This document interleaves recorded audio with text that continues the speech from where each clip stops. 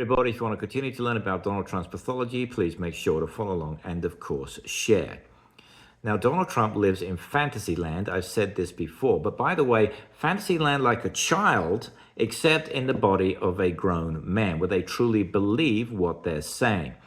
So Donald Trump has to have a made-up world because his false grandiosity couldn't handle the truth. He'd literally suffer some kind of narcissistic collapse, which is why he paints his face gold, is to project virility, wealth, whatever, right? A bit like Henry VIII's codpiece. So here he is, Donald Trump, talking about how grown men, he said this before, how grown men are crying because he has saved the country. Now, I have to believe that most people in the audience are going, what the fuck?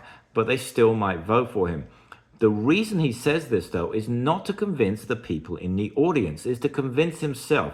He truly believes everything he's saying. That's how mentally ill our president of the United States actually is. So if you want to understand where this could end up, how Donald Trump's behavior will only get worse, please get the book, get the electronic version, because, hey, it's cheaper. And if I could find the paperback, hold on, here it is.